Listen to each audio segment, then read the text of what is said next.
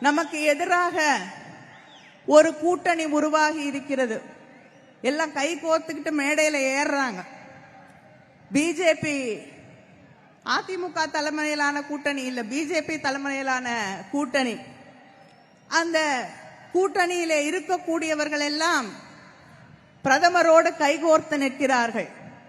எந்த பிரதமரோடு?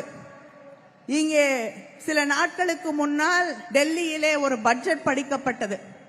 அந்த பட்ஜெட் படிக்கப்படுவதற்கு முன்னால் நம்முடைய முதலமைச்சர் அண்ணன் தளபதி அவர்கள் காலையில எக்ஸ் வலைதளத்திலே ஒரு ட்வீட், ஒரு செய்தியை போடுகிறார்.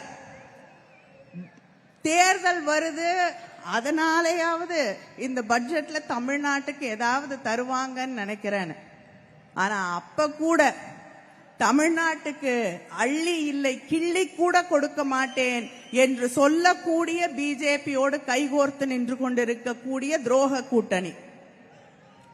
ரயில்வே ப்ராஜெக்ட்ஸ் எடுத்துக்கிட்டோம்னா அங்கே பிஜேபி மகாராஷ்டிராக்கு 24 கோடி கொடுக்குது, யூபிக்கு 20,000 கோடி, மகாராஷ்டிரத்துக்கு 24,000 கோடி, குஜராத்துக்கு 17,000 கோடி.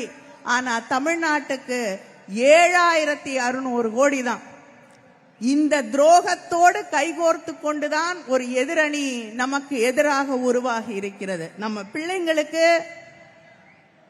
அங்கே அன்பில் மகேஷ் இருக்காரு. நாங்க பல முறை போய் நிதிக்காக போராடி இருக்கிறோம். ஆனால் நம்ம பிள்ளைகள் படிப்பதற்காக நான் ஹிந்திய திணிப்பேன், அதை ஏத்துக்கிட்டாதான் உங்களுக்கு நிதி கொடுப்போம் அப்படின்னு 3,500 கோடிக்கு மேல் தமிழ்நாட்டில் இருக்கக்கூடிய பிள்ளைகளுக்கு வர வேண்டிய நிதியை நிறுத்தி வைத்திருக்கக்கூடிய துரோக கூட்டத்தோடு அவர்கள் கைகோர்த்து கொண்டிருக்கிறார்கள்.